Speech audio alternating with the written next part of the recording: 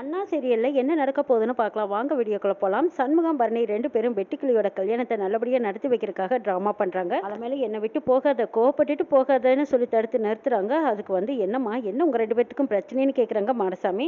அண்ணே அது அஜித் தலையோட படம் போட்டிருக்காங்க, அதை பார்த்தே ஆகணும், அதுவும் முதல் நாளே நான் போய் பார்க்கணுங்கிறாங்க பரணி. நீங்களே சொல்லுங்க, நாளை அர்ச்சனையை பண்ணி அந்த காசை வாங்கி நாங்கள் வீட்டுக்கு கொண்டு போனா தான் எங்கள் பொழப்பு. இவன் என்னடானா அந்த காசை வாங்கிட்டு போய் நடிகர் நடித்த படத்தை எல்லாம் பார்க்கணும்னு சொல்கிறான். சம்பாரிச்சு கொண்டு சினிமா பார்த்துட்டு வர்றது நியாயமா, நீங்களே சொல்லுங்க நச்சி அப்படின்னு சொல்லி மாற்றி மாற்றி கேட்குறாங்க. மாடசாமி கிட்ட வாக்குவாதம் பண்ணிட்டு இருக்காங்க. அப்பங்க பார்த்து வெட்டிக்கிளியும் இன்னொரு சின்ன பையனும் ஆள் இடமாற்றி நின்னுக்கிறாங்க. மாமி, என் பொண்ணு கல்யாணத்துக்கே சம்மதிக்க மாட்டேன்னு சொல்லிட்டு இருந்தா, ஆனால் அவளையே கல்யாணத்துக்கு சம்மதிக்க வச்ச புத்திசாலி நீங்க இப்படியெல்லாம் ஒரு முடிவு எடுக்கலாமா? சண்டை போட்டுக்கிட்டு சினிமாவுக்கு போகலாமான்னு கேட்குறாங்க மாடசாமி. இதா பாருல, உனக்கு சினிமா படம் தான் முக்கியம்னா இந்த தொண்டை தாண்டி போ, இந்த ஆம்பளையால் தான் முக்கியம்னு நினச்சின்னா நீ என் கூடவே இருன்னு சண்முகம் ஒரு ட்ராமா பண்ணுறாங்க. வெட்டிக்கிளி இடமாறி நின்னதுக்கு அப்புறமா பரணி மனசை மாற்றிக்கிட்ட மாதிரி, இல்லை நீங்கள் தான் எனக்கு முக்கியம், எனக்கு சினிமா வேண்டாம் ஒன்றும் வேண்டாம், காலத்துக்கு நீங்கள் தான் முக்கியம்னு நான் புரிஞ்சுக்கிட்டேன், நான் சினிமாவுக்கு போகலன்னு சொல்லிடுறாங்க. இதை கேட்ட மாடசாமி இவங்க பேசுறதெல்லாம் உண்மைன்னு நம்பிக்கிறாங்க. சண்முகம் பரணி ரெண்டு பேரும் அடுத்ததா தாமரைக்கும் வெட்டிக்கிளிக்கும் கல்யாணம் பண்ண ஏற்பாடு பண்ணிடுறாங்க. தாமரையை கல்யாணம் பண்ணிக்க வர்ற மாப்பிள்ளைய மலை மேலே கார் போகக்கூடாதுன்னு முத்துப்பாண்டி தடுத்து நிறுத்துறாங்க. என்ன சார் இப்படி சொல்றீங்க, நான் தான் மாப்பிள்ளை, நான் போயே ஆகணுங்கிறாங்க. இதை பாருங்க, நீ மாப்பிள்ளையா இருக்கலாம், ஆனால் மலை மேலே நிறைய கல்யாணம் நடக்கிறதுனால மலை மேலே கார் போகக்கூடாதுன்னு எங்களுக்கு உத்தரவு போட்டிருக்காங்க, நீ வேணா நடந்து போ அப்படின்னு சொல்றாங்க முத்துப்பாண்டி. சார் வேற வழியே இல்லையாங்கிறாங்க. சுத்தி போறதா வழி, வேற வழி இல்லைன்னு சொல்லிடுறாங்க முத்துப்பாண்டி. இங்க தாமரையாவுக்கு வீரா தான் மேக்கப் போட்டுட்டு இருக்கிறாங்க. இதை கேட்டுட்டு இருக்கிறாங்க சண்முகம். ஆமா, மேக்கப் எல்லாம் போட்டாச்சாங்கிறாங்க. உன் தங்கச்சி வீரா அருமையா மேக்கப் போட்டுட்டு இருக்கிறாடா, அவ என்ன நல்லா திறமை இருக்குன்னு பாருங்கிறாங்க. ஆமாம்மா, அவ கிளாஸ்க்கு போய்கிட்டு இருக்கும்போது மேக்கப்பும் போய் பழகுனான்னு நான் நினைக்கிறேங்கிறாங்க. ஆமா, உன் தங்கச்சி என்னெல்லாம் பழகி வச்சிருக்கான்னு உனக்கு மற்றவங்க சொல்லித்தான் தெரிய வேண்டியதா இருக்குங்கிறாங்க பரணி. டேய், மாப்பிள்ளை வீட்டுக்காரங்க வந்துட்டா என்ன செய்யறதுங்கிறாங்க. மாப்பிள்ளை வீட்டுக்காரங்க வராம இருக்கிறதுக்கு தான் உங்க அண்ணன் அங்கே நிப்பாட்டி வச்சிருக்கேன், தடுத்து நிறுத்தின்னு சொல்லியிருக்க, அதே மாதிரி அவன் தடுத்து நிறுத்திடுவான். மாப்பிள்ளை வீட்டுக்காரங்க இப்போ வரைக்கும் வரமாட்டாங்க, அதுக்குள்ளேயே வெட்டிக்கிளி தாமரையோட கல்யாணத்தை முடிச்சிடலாங்கிறாங்க சண்முகம். தாமரை பயப்படுறாங்க, வெட்டிக்கிளி வருவானா மாட்டானான்னு பயந்துட்டு இருக்காங்க. நீங்க ஒன்றும் கவலைப்படாதீங்க, சந்து பொந்துலையாவது முட்டியாவது வெட்டிக்கிளி என்ன வந்து நிற்குங்கிறாங்க. பயந்துட்டு இருக்கும்போது சண்முகத்தை கூப்பிட்டு சொல்றாங்க, வீரா இல்லை செந்தாமரை, கொட்டு சத்தம் உனக்கு கேட்குதாங்கிறாங்க. என்ன சத்தமா, கொட்டு சத்தமா, அதுக்கு இதுக்கு என்ன சம்மந்தம்னு செந்தாமரை கேட்குறாங்க. அதில் தான் வெட்டிக்கிளி ஆட்டம் பாட்டத்தோட வந்துட்டு இருக்கான் பாரு, அந்த ஆட்டத்தை பார்த்தா உனக்கு தெரியலையேங்கிறாங்க. அப்போ செந்தாமரை அந்த ஆட்டத்தை பார்த்ததும் வெட்டிக்கிளி வந்துட்டு தான் நம்பிக்கை வச்சிருக்காங்க. ஒரு தடவை செந்தாமரைக்கு முன்னாடியே வெட்டிக்கிளி நல்லா ஆடி பாடி காட்டுறாங்க. அப்போ அவங்க கையில் வச்சிருந்த பூவை கொடுத்து தன்னோட லவ்வை வெளிப்படுத்துறாங்க வெட்டிக்கிளி. கொட்டு சத்தத்தில் தான் உன்னோட மாப்பிள்ளை புலியாட்டம் ஆடிக்கிட்டு வரான், வா வந்து பாரு வா அப்படின்னு செந்தாமரையை கூப்பிடுவோம். செந்தாமரை சந்தோஷமா வெளியில ஓடி போய் பார்க்குறாங்க. செந்தாமரையோட அம்மா தம் மக சந்தோஷமா இருக்கிறத பார்த்து சந்தோஷப்படுறாங்க. இப்போதான் என் முகத்தில் சந்தோஷத்தையே நான் பார்க்குறேன், இப்படியே எப்பவும் சந்தோஷமா நல்லா இருக்கணும்னு நினைக்கிறாங்க. சண்முகம் வெட்டிக்கிளிக்கு பட்டு வேஷ்டியும் பட்டு சட்டையும் கொண்டு வந்து, இந்தாடா இது மாப்பிள்ளை ட்ரெஸ், நீ போட்டுக்கிட்டு வந்து கோருங்கிறாங்க. வெட்டிக்கிளி கூட இருந்தவங்களும் ட்ரெஸ்ஸை மாற்றிக்கிறேன்னு சொல்கிறாங்க. ஐயோ, நீங்களாம் ட்ரெஸ்ஸை மாற்றக்கூடாது, நீங்கள் மாற்றினா வெட்டிக்கிளியை எப்படி நீங்கள் கூட்டிகிட்டு போவீங்க, இதே ட்ரெஸ்ஸில் இருந்தால் தான் வெட்டிக்கிளியும் வெளியில் கூட்டிகிட்டு போக முடியும், ஒரு நாள் தானே எப்படியாவது அட்ஜஸ்ட் பண்ணி இந்த ட்ரெஸ்ஸில் இருங்க, உங்களுக்கு வாய்க்கடை பிரியாணி, கொத்தி போட்ட புரோட்டா, சிக்கனு எல்லாம் வாங்கி கொடுக்குறேன்னு சண்முகம் கோளாராக வச்சுருக்காங்க. அதெல்லாம் சரி சரின்னு மாறு வேஷத்தில் உட்காந்துருக்காங்க. பொண்ணோட வீட்டில் இருந்து இன்னும் மாப்பிள்ளையை காணான்னு சொல்லிட்டு இருக்காங்க. மாப்பிள்ளை எந்த நேரம் வந்தாலும் பொண்ணு கழுத்தில் தாலி கட்டலாம், எப்படியோ பொண்ணு கல்யாணத்துக்கு சம்மதிச்சாலே அது வரைக்கும் எங்களுக்கு சந்தோஷங்கிறாங்க பொண்ணோட அம்மா. பூசாரி ஐயா சண்முகத்துக்கிட்ட கேட்குறாங்க, நான் வந்துட்டேன், எப்போ கல்யாணம்னு கேட்குறாங்க. நீங்கள் போய் உங்கள் ட்ரெஸ்ஸை மாற்றிக்கிட்டு சீக்கிரம் வாங்க, சீக்கிரமாக கல்யாணத்தை முடிச்சிடலான்னு சண்முகம் சொல்லவும் ஐயர் போய் ட்ரெஸ்ஸை மாற்றிக்கிட்டு வராங்க. மாப்பிள்ளை வீட்டில் இருந்து திரும்பவும் சுற்றி வந்து முத்துப்பாண்டிகிட்ட கேட்குறாங்க, சார் நாங்கள் முறைப்படி அனுமதி வாங்கித்தான் இந்த கல்யாணமே பண்ணுறோம், என்னோட கல்யாணம் என்னையே மேலே விட மாட்டீங்களான்னு கேட்குறாங்க. இங்கே பல மேலே கார் போறக்கு அனுமதி கிடையாது, வேணா நீங்கள் உறவுக்காரங்களை எல்லாம் கூட்டிக்கிட்டு நடந்து போங்கன்னு சொல்லிடுறாங்க முத்துப்பாண்டி. சரி, நடந்து போனால் யாருனாலையும் தடுக்க முடியாதுல்ல, சரி எல்லாரும் கார் விட்டு வாங்க, மலை மேலே ஏறி போய் சீக்கிரமாக கல்யாணத்தை பண்ணி பொண்ணு கூட்டிகிட்டு வரலான்ட்டு போகிறாங்க. மாப்பிள்ளை மாடசாமிக்கு ஃபோன் பண்ணி போலீஸ்காரங்க எங்களை கார் போகக்கூடாதுன்னு சொல்லி நிப்பாட்டி வச்சிருக்காங்க, அதனால தான் எங்களால் கரெக்டான டைமுக்கு வர முடியலைங்கிறாங்க. இதை கேட்ட மாடசாமி, என்னையாது குழப்பமா இருக்கு, சரி மாப்பிள்ளை வீட்டு சொந்தங்களை எல்லாம் அழைச்சிக்கிட்டு நீ நடந்தே வந்துருன்னு சொல்லிடுறாங்க மாடசாமி. இங்கே பார்த்தா அந்த தகவலை முத்துப்பாண்டி உடனே நம்ம சண்முகத்துக்கு ஃபோன் பண்ணி சொல்லிடுறாங்க. சண்முகம் வீரா கிட்ட சொல்கிறாங்க, இதை பாரு மாப்பிள்ளை வீட்டிலேருந்து எல்லாரும் வந்துட்டு இருக்காங்க, சீக்கிரமாக பொண்ணை தயார் பண்ணி கல்யாணத்தை ஏற்பாடு பண்ணுவோங்கிறாங்க. பொண்ணோட அம்மா ரெண்டு பேரும் கிட்ட தான் இருக்காங்க, அவங்கள சமாளிச்சுட்டா சீக்கிரமாக தாமரையை கூட்டிகிட்டு போயிடலாம். வீரா பரணி இவங்க எல்லாரும் ஒரு ஏற்பாடு பண்ணுறாங்க. அவங்க ரெண்டு பேருக்கும் செண்டடிக்கிறதா சொல்லி மயக்க மருந்து அடிச்சு விட்டதும் அவங்க ரெண்டு பேரும் மயங்கி விழுந்துடுறாங்க. அதுக்கப்புறம் தாமரையை கூட்டிகிட்டு போய் வெட்டிக்கிளிக்கு கல்யாணத்தை பண்ணி புலி வேஷம் போட்டு வெளியில் அனுப்பிச்சு வச்சிடுறாங்க. யாருக்கு நிலையும் படாமல் வெட்டிக்கிளியும் தாமரையும் அங்கேருந்து தப்பிச்சு வீட்டுக்கு போயிடுறாங்க. மாடசாமி ஏற்பாடு பண்ணி வச்சிருந்த ஐயர் வைகுண்டத்துக்கிட்டையும் உடன்குடியும் மாட்டிக்கிறாங்க. அவங்க கிட்ட இருந்து தப்பிச்சு ஓடி வந்து மாடசாமி கிட்ட எல்லா உண்மையும் சொல்லிடுறாங்க. உனக்கு பக்கவாதம்னால சொன்னாங்கங்கிறாங்க. எனக்கு பக்கவாதம் இல்லை, ஒன்றும் இல்லை, எல்லாம் உங்களை ஏமாத்துறதுக்கு சண்முகம் பண்ண ஏற்பாடுங்கிறாங்க. அப்படியா, அப்போ சண்முகமாக அங்கே இருக்கான், அவனை போய் பேசிக்கிறேன்னு சொல்லிட்டு மாடசாமி குடுகுடுன்னு வேகமாக போய்கிட்டு இருக்கிறாங்க. இந்த பக்கம் வைகுண்டமும் உடன்குடியும் பேசிக்கிறாங்க. போச்சு போச்சு, இந்த ஐயர் மூலமாக எல்லா காரியம் கெட்டு போச்சு, சீக்கிரமாக சண்முகத்துக்கு ஃபோன் அடித்து சொல்லுங்கிறாங்க வைகுண்டம். இதை உடன்குடி உடனே சண்முகத்துக்கு ஃபோன் பண்ணுறாங்க. சண்முகம், நீ அங்கேருந்து எப்படியாவது தப்பிச்சிரு, மாடசாமிக்கு எல்லா உண்மையும் தெரிஞ்சிருச்சு, உன்னை பார்க்கத்தான் வந்துட்டு இருக்காங்கிறாங்க. சண்முகம் உடனே அதிரடியாக அந்த வெட்டுக்கிளி அவங்க கூட இருந்த ஃப்ரெண்ட்ஸுங்க எல்லாத்தையும் பாதுகாப்பாக அனுப்பி வச்சிடுறாங்க. மாடசாமி கும்பலாக வந்தவங்களாம் அடிச்சு தும்சம் பண்ணி அப்படியே எதிர்த்து நின்று போராடிட்டு இருக்காங்க. அப்போ முத்துப்பாண்டி வந்துடுறாங்க. இதை பாரு சண்முகம், நீ இங்கேருந்து நான் எக்கு தப்பா ஏதாவது நடந்து செய்து இங்கேருந்து கிளம்பிடு, எல்லாம் நாங்கள் பார்த்துக்குறோன்னு சொல்கிறாங்க முத்துப்பாண்டி. மாடசாமி சரியான கோவத்தில் நிற்கிறாங்க. நான் தான் சொன்னனால வரும்போது 7 புலி வந்தது, போகும்போது 8 புலியாக போகுது, அதுலேயும் ஒரு தாய் புலியாக போகிற மாதிரி இருக்குங்கிறாங்க.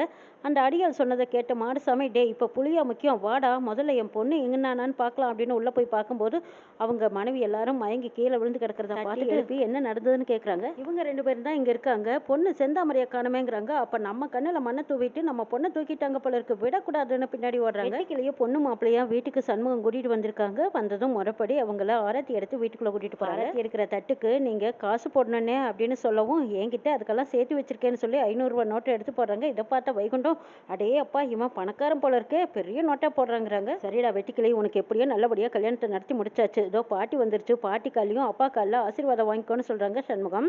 அதே மாதிரி வெட்டிக்கிளியும் தாமரையும் பெரியவங்க காலையெல்லாம் விழுந்து ஆசீர்வாதம் வாங்கிக்கிறாங்க. கடைசியாக சண்முகத்தோட காலையும் விழுந்து ஆசீர்வாதம் வாங்குறாங்க. வீட்டுக்குள்ளே கூட்டிகிட்டு போய் பாலும் பழமும் கொடுக்குறாங்க. கிழக்கே நல்லபடியாக கல்யாணத்தை நடத்தி முடிச்ச காரணத்துக்காக சண்முகத்துக்கிட்ட சொல்கிறாங்க, அண்ணே இதை சாகிற வரைக்கும் நான் உன்னை மறக்கவே மாட்டேங்கிறாங்க. டேய், நீ என்னை மறக்கிறது மறக்காதெல்லாம் அப்புறம், உன்னை நம்பி வந்தவளை நீ நல்லபடியாக வச்சு காப்பாற்றணும்டா, அதுதான் முக்கியங்கிறாங்க சண்முகம்.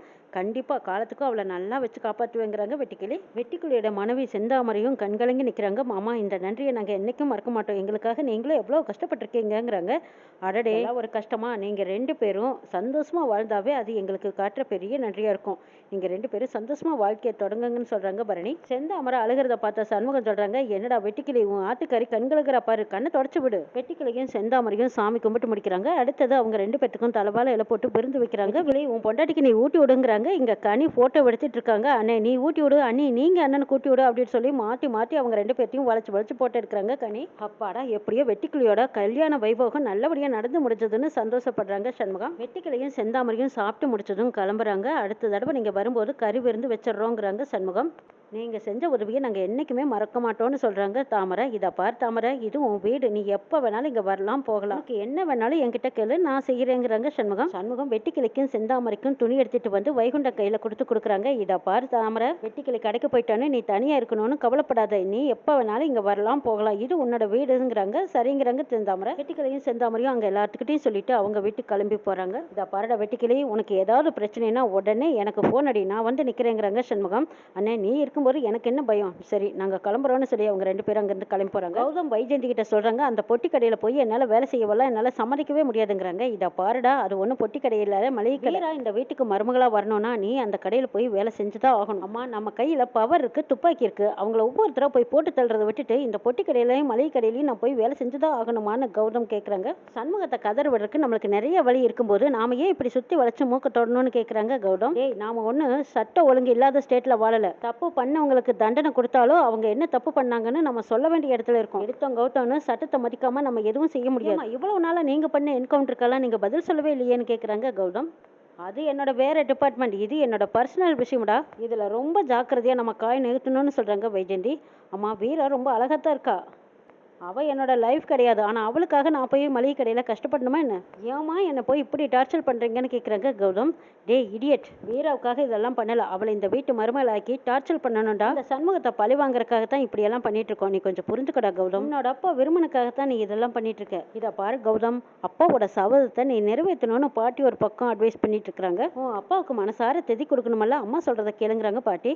இல்லை இன்னொரு மளிகை கடையில் போய் என்னால் வேலை பார்க்க முடியாது பாட்டி, அதையெல்லாம் நினச்சி பார்த்தா எனக்கு கோபமாக வருதுங்க கௌதம். உன்னோட அப்பாவோட ஆத்மா சாந்தி அடையணும்னா நீ இதெல்லாம் பண்ணிட்டா, கோபம் வெறி சண்முகத்தை பார்த்தா உனக்கு வரணும், திதி கொடுக்கணும்னா நீ இதெல்லாம் திரும்ப திரும்ப நினைச்சு அவங்க மேல கோபத்தையும் ஆத்திரத்தையும் கொட்டி தீர்த்து, அப்பதான் நாம நினைச்சது நடக்கும். இந்த வீரா இந்த வீட்டுக்கு மருமகளா வந்து அவளை நம்ம டார்ச்சர் கொடுக்க முடியுங்கிறாங்க வைஜெயந்தி. சரிம்மா, உங்களுக்காகவும் அப்பாவுக்காகவும் இதை செய்யற, சரி நான் இப்ப கிளம்புறேன்னு சொல்லி கௌதம் அங்கிருந்து மளிகை கடைக்கு போறாங்க. வைஜெயந்தி கௌதம ஒரு நிமிஷம் நில்லுடான்னு சொல்லி அவங்க பர்ஸ்ல இருந்த விருமனோட போட்டோவை எடுத்து கௌதம் பாக்கெட்ல வைக்கிறாங்க. இதை பாரு, உனக்கு எப்பெல்லாம் கோவம் வருதோ அப்பெல்லாம் இந்த நீ போட்டோவை எடுத்து பார்த்துக்கோ, உனக்கு கோவம் வரும்போதெல்லாம் பதிலாக அப்பாவோட ஃபோட்டோவை பார்த்தீங்கன்னா வந்த கோவம் அப்படியே திரும்பிருங்கிறாங்க வைஜெயந்தி. குரு கௌதமை கூப்பிட்டு சொல்கிறாங்க, இது உன்னோட பொறுமைக்கு வைக்கிற டெஸ்ட்டு, இதில் நீ கொஞ்சம் கூட தளரக்கூடாதுங்கிறாங்க. நீ அடிக்கடி கோவப்பட வைப்பாங்க, ஆனால் நீ எக்காரணத்தை கொண்டு கோவப்படுறாத.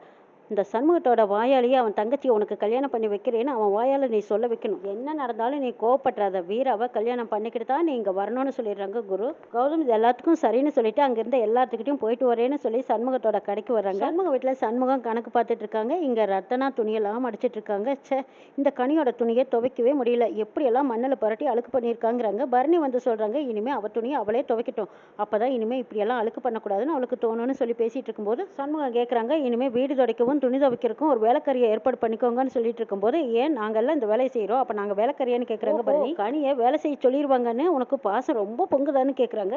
என்ன சொல்கிறேன், நீங்கள்லாம் அவகிட்ட போய் வேலை வாங்கலாமா, அவள் சின்ன பொண்ணுன்னு சொல்லிட்டு இருக்கும்போது வைஜெயந்தி உடனே ஃபோன் பண்ணிடுறாங்க. சண்முகம் நம்பரை பார்க்குறாங்க, ஐயோ இந்தம்மா இந்த நேரத்தில் ஃபோன் பண்ணியிருக்காங்களே, இவ வேற பக்கத்தில் நிற்கிறா, பேசினா இவ ஏதாவது கண்டுபிடிச்சிருவா, இவளுக்கு தெரியாமல் நம்ம வெளியில் போய் பேசலான்னு சண்முகம் வெளியில் வந்து சொல்லுங்க மேடம்ங்கிறாங்க.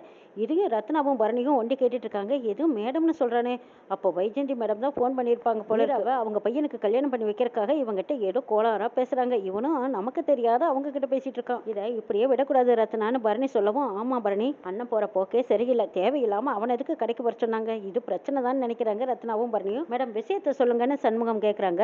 என் பையனை எப்படியோ நான் கன்வின்ஸ் பண்ணி கடைக்கு வர சம்மதிக்க வச்சுட்டேங்கிறாங்க வைஜெயந்தி. ஓ அப்படியா, கடைக்கு வர சம்மதிச்சிட்டாரா, அப்ப நாளையிலேருந்து வர சொல்லிருங்கன்னு சொல்றாங்க சண்முகம். சண்முகம், என் பையன் உன் கடைக்கு வர்றதுக்கு ரொம்ப சந்தோஷப்படுறான், அது மட்டும் இல்ல வீராவை கல்யாணம் பண்ணிக்க இன்னும் ரொம்ப சந்தோஷத்துல இருக்கான், வீரா மேல அவ்வளவு காதல் என் பையனுக்குங்கிறாங்க வைஜெயந்தி. மேடம் ஒரு மாசத்துக்கு வந்து கடையில வேலை பார்க்கட்டும், அவங்களோட ஆர்வம் எப்படி, கடையில வியாபாரம் எல்லாம் எப்படி பண்றாருன்னு நானும் தெரிஞ்சுக்கிறேன், அதுக்கப்புறமா நம்ம கல்யாணத்தை பத்தி பேசி முடிவு பண்ணிக்கலாம் மேடம்னு சண்முகம் சொல்றாங்க. இதை கேட்ட வைஜெயந்தி ஒரு பக்கம் சந்தோஷத்துல இருக்காங்க. நான் பரணி ரெண்டு பேருமா சண்முகம் பேசுறதை நினைச்சு சரியான கோவத்தில் இருக்காங்க. திரும்பி பாக்குறாங்க, சண்முகம் இப்படி தெரியுதுன்னு முடிச்சுட்டு இருக்கிறீங்க, என்ன நடந்ததுன்னு கேக்குறாங்க. என்ன நடந்தது, வீராவை சிவபாலனுக்கு தான் கட்டி வைக்கணும்னு சொல்றாங்க பரணி.